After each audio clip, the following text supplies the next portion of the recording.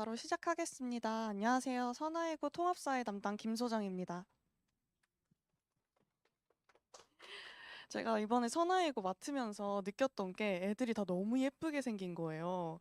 근데 보니까 학부모님들 닮은 거 같네요. 아, 오늘 눈이 즐거우니까 안경 좀 쓰고 하겠습니다. 네.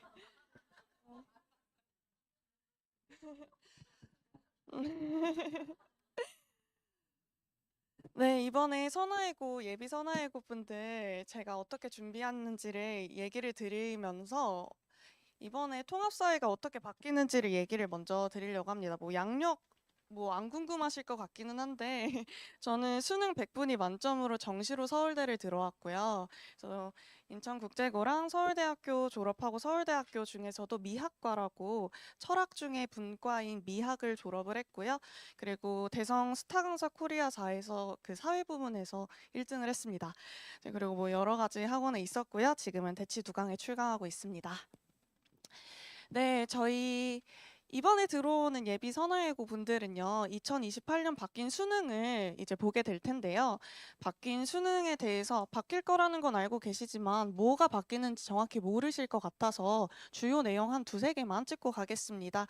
일단은 수능에 앞서서 내신 등급 산출 방식이 변동이 됐어요. 지금까지 우리는 9등급제였거든요. 근데 이제 5등급제로 바뀌어요.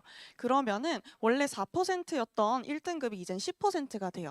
그러면 원래 이제 내 새끼 우리 애기가 4% 안에 들어갔었는데 지금은 10% 안에 있는 다른 애들이랑 같은 급이 돼버리는 거예요. 그럼 변별력이 너무 떨어지잖아요.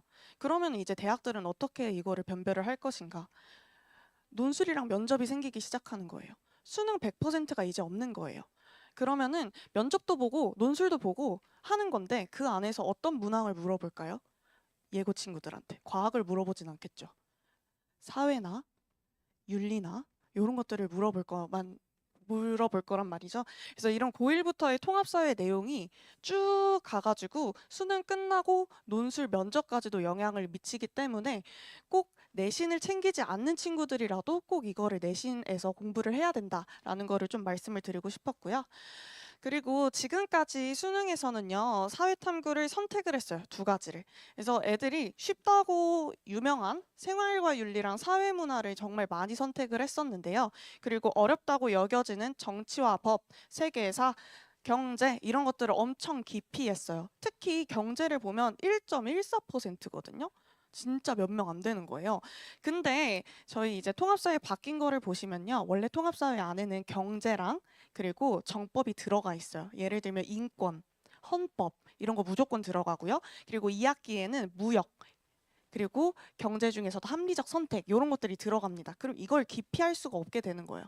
이런 것들을 모두 다 포함하게 되는 데에다가 플러스 각 과목의 킬러 문항들이 종합돼서 나와요. 무슨 말이냐면 사회문화가 쉽다고도 하지만 여기 안에 들어가는 도표 문제들이 킬러거든요. 근데 이 도표 문제를 통합사회에서도 그냥 내는 거예요. 그래서 이번에 2028년 개편으로 예비 문항을 이렇게 공개를 했는데 그 안에서 사회문화 도표가 무조건 들어간다는 게 드러났고요.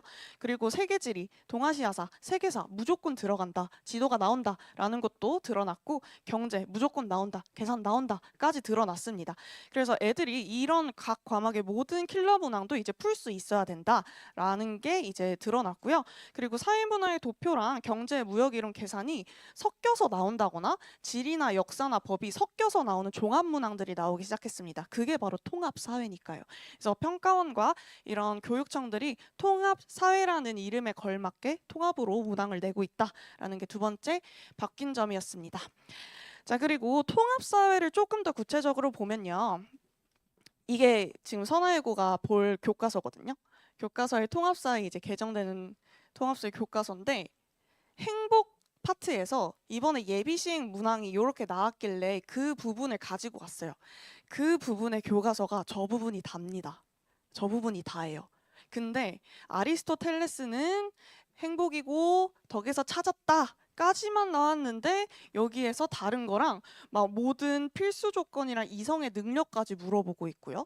에피쿠로스는 더해요. 에피쿠로스 학파는 이렇게 제거하는 것에서 행복을 찾았으며 하고 문장 하나도 반개를 지금 차지하고 있는데 지금 제시문이 이렇게 나오면서 여기에 이성의 능력 있니? 모든 고통이니?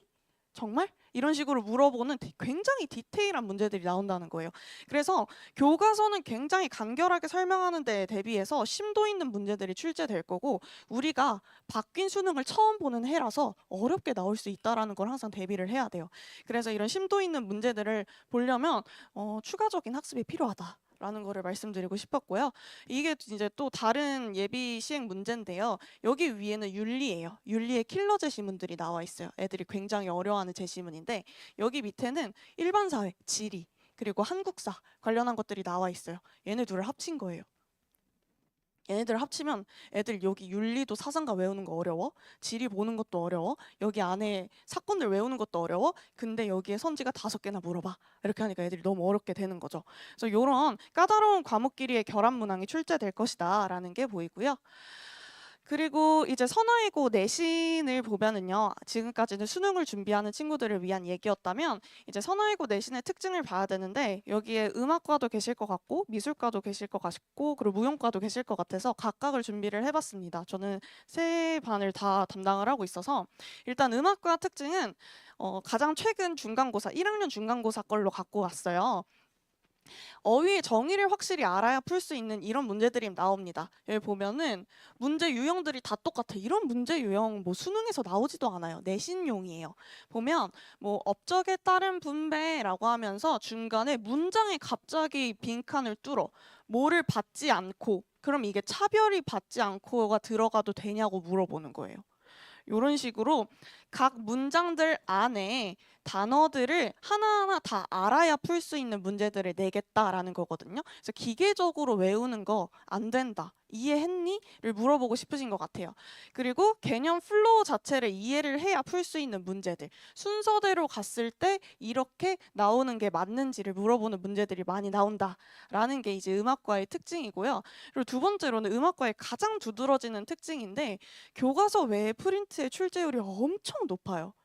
교과서는 잘 안 나와요. 심지어는 이거는 오프 더 레코드기도 한데, 선생님이 교과서 말고 그 프린트 봐라, 교과서는 안 나온다, 프린트해서 낼 거다라고도 얘기를 하셨어요, 이번에.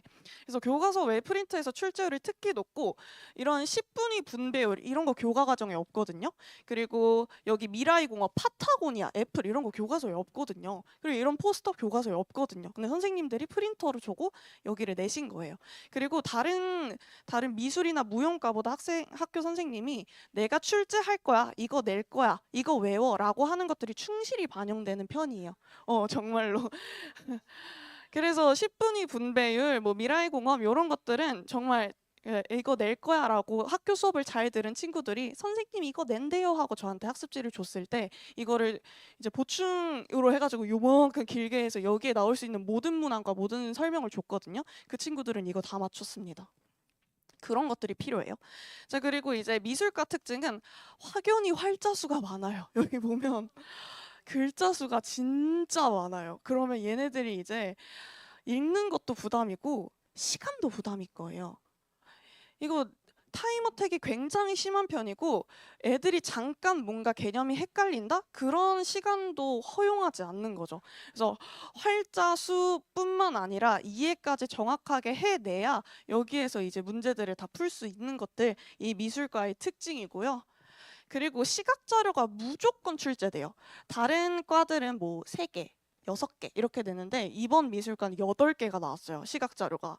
그래서 보면 지금 여기가 이제 3페이지랑 4페이지인데 여기만 해도 지금 7개가 들어가 있거든요. 엄청 많죠. 그래서 막 애들이 진짜 싫어하는 세계 지도 막 이런 거 넣어놓고, 그리고 이거 교과서에 이렇게 쬐끄맣게 있었던 이런 그림 넣어놓고, 그리고 선생님이 프린트해서 쬐끄맣게 넣어놨던 이런 그림 나오고, 이런 것들이 다 나옵니다. 그래서 얘네들은 프린트뿐만 아니라 그리고 맞아요. 이거는요, 이전 기출이랑 얘네 둘은 이전 기출에서 나왔던 그림이거든요. 그래서 기출 문제는 혼자 공부하면 잘 안 보게 되거든요. 근데 선생님들이 이런 기출까지 다 가져다가 풀린 애들은 이런 것들 다 맞췄습니다. 그리고 이제 무용과는요, 개념 정의를 묻는 문제들의 빈도가 높아요. 상대적으로 미술과보다는 활자수가 조금 적어요. 그래가지고 뭐 단결권의 의미가 이거니? 단체 교섭권이 이거니, 행동권이 요거니, 베블런 효과가 이거니, 스노브가 여거니, 이런 것들 물어보는 문제가 자주 나옵니다. 그래서 확실히 상대적으로 조금 부담은 적긴 하지만 그래도 암기량은 좀 많은 편이에요.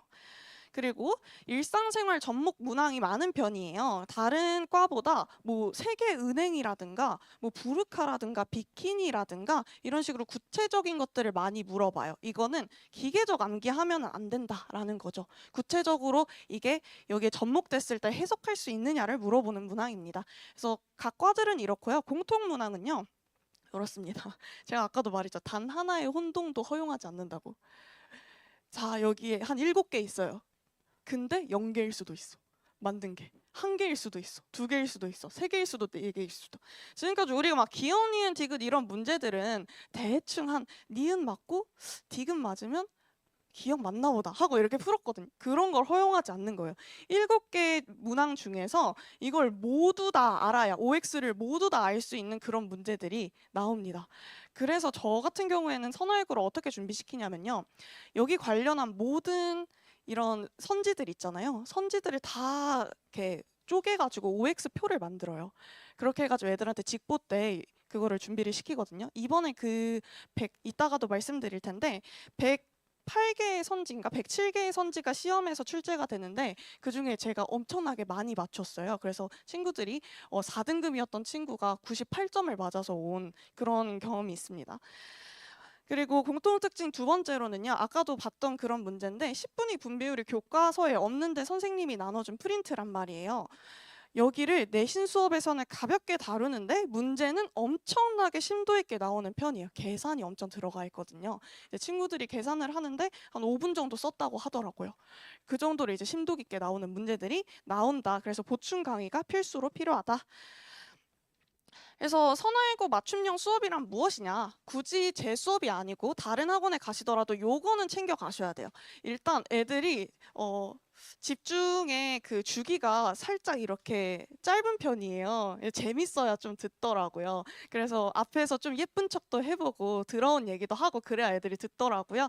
그래서 정확한 개념은 선생님들이 다 해주시겠지만 일단 재밌는 수업이 중요할 것 같고 더 중요한 건 아까도 봤듯이 풍부한 외부 자료랑 정보력이 중요하다. 애들과의 계속 의사소통을 통해서 선생님이 프린트해서 뭐 낸다고 했는데 이거를 다 알아야 돼요. 그래서 선생님이 애들이랑 친해야 돼요. 너 판서한 거 들고 와. 필기한 거 들고 와. 프린트한 거 들고 와 했을 때 애들이 들고 올 수 있어야 돼요. 그래야 프린트를 볼 수 있고 그리고 그 외부 자료에 맞게 선생님들이 보충 자료를 더 준비할 수 있는 거죠. 이런 정보력들이 있는 선생님들이 좋다. 선생님들이 학생이랑 좀 친하면 좋다. 오히려. 그리고 이제 학생 일정을 고려한 학습량을 주는 선생님, 다시 말해서 너 이거 다 공부해 라고 하면 당연히 그거 다 공부하면 다 공부가 되죠. 근데 정말 나올 것만 찝어가지고 공부에 부담을 줄여주는 선생님이 필요해요. 왜? 애들 실기해야 되거든요. 애들 실기 진짜 바빠요. 그래서 이런 핵심만 줄 수 있는 그런 수업을 하는 선생님들이 중요하고 그리고 마지막으로 시험에 강한 고득점 마무리를 해줄 수 있는 쌤이 중요합니다. 이건 모든 수업, 모든 과목 다 그런데요. 이제 시험을 잘 보기 위해 우리가 공부를 하는 거기 때문에 안타깝지만 그래서 시험 적중률이 높은 선생님들이 중요하다. 그래서 얼만큼 적중을 하셨는지를 좀 보는 것도 중요한 포인트가 될 것 같아요. 그래서 제 자랑을 조금씩 하다 보면 이제 그게 드러날 것 같은데 일단 저는요. 애들이 좀 즐거운 수업 분위기 속에서 반복 학습을 많이 했으면 좋겠어서 수업이 이렇게 진행이 됩니다. 일단 애들이 15분 일찍 와요. 그래서 15분 일찍 와서 선생님 인사를 하고 누적 복습 테스트를 봅니다. 지금까지 배운 거 누적으로 복습 테스트를 한번 보고요.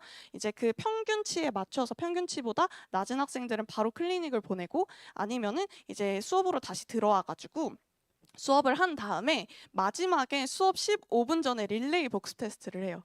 이게 애들이 진짜 좋아하는 포인트거든요. 뭐냐면 자, 여기 첫 번째 학생 A가 뭐야? 라고 했을 때 답변하면 옆으로 넘어가요.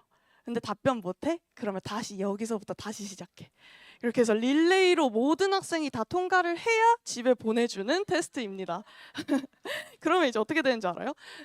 A가 뭐야 했는데 그러면 옆에서 야 공부 안 해? 공부해 이렇게 된단 말이죠. 그러면 내가 민폐를 끼치기 싫어서라도 공부하게 되는 그런 분위기가 조성이 되고요. 이상한 분위기는 아닙니다. 애들 좋아해요. 그리고 이거는 부모님들이 정말 좋아하는 포인트인데요. 홈태라고 합니다. 제가 수업 이틀 뒤에 모든 학부모님들 그 문자로 10가지 문항을 보내드려요. 7개에서 10가지 문항을 답과 함께 보내드려요. 그러면은 저녁 시간쯤에 저녁 먹고 나서 야, A가 뭐야? 이렇게 물어보는 거죠. 그러면은 애가 엄마가 이걸 왜 물어보지? 하다가도 엄마한테 내가 공부한 거 보여줘야 되니까 공부해가지고 B다라고 대답을 할 수 있게 공부를 하는 거죠. 그래서 집에서도 그 복습이 이루어질 수 있게, 그리고 어머님들, 아버님들이 이제 공부에 좀 더 자연스럽게 같이 연결이 될 수 있게끔 하는 그런 장치를 두고 있습니다. 그리고 제가 이번 중간고사를 갖고 왔어요. 이번 중간고사에서 104개 선지 중에 직보에서만 82개 선지를 적중했습니다. 아까 말했듯이 그 OX로 쭉 나눠가지고 한 거에서 82개의 선지가 적중을 했고요. 음악반 같은 경우에는 도표 나오는 거 3문제 모두 적중하고 27문제 중에서 20문제 예상 적중입니다. 20문제만 맞춰도 75점이에요. 거기에서 애들이 나머지 문제 한 반타작 맞았다고 해도 85점이에요. 그러니까 애들이 1등급 컷이 94 정도 되는데 85점 정도 맞으면 3, 4등급은 그냥 확보가 되는 거거든요. 공부 좀만 했다면 저 정도로 받을 수 있다. 그리고 미술반 같은 경우에는 미술반이 제일 어렵게 나오는 편이에요. 그 고난이도 시각자료 8문항 모두 다 적중을 했습니다. 그래서 이거 나올 거야 라고 얘기한 거 다 나왔고요. 그리고 아까 보여드렸던 그런 도표들 애들은 다 알아서 잘 풀었습니다. 그리고 여기도 20문제 적중했고요. 무용반 같은 경우도 6문항 중에서 4문항 적중했어요. 저는 아까 그 포스터가 나올 줄은 몰랐어요. 그래서 그거는 틀렸고요. 27문제 중에서 16문제 예상을 적중했지만 여기는 문제보다도 선지들이 좀 많이 적중을 해가지고 애들이 잘 봤어요. 아까 그 98점 맞은 친구도 음악반 친구여서 무용반이군요. 음악반 친구입니다. 무용반 맞아. 무용반을 2명이었어요. 그래서 정보력이 좀 떨어졌습니다. 그래서 이번에 무용반 좀 많이 들어왔으면 좋겠는데 무용반은 그렇게 많이 적중하진 못했습니다. 그래서 저의 그런 통합사회 그런 커리큘럼 같은 거는요. 사실 7번 안에 다 끝나야 되기 때문에 순서대로 단원을 그냥 훑을 수밖에 없어요. 다만 복습 테스트들이 저렇게 적절하게 들어가고 여기 찍으면은 이제 질문할 수 있는 오픈 채팅방이 나오거든요. 저는 24시간 답변을 합니다. 조교 없이. 진짜로요.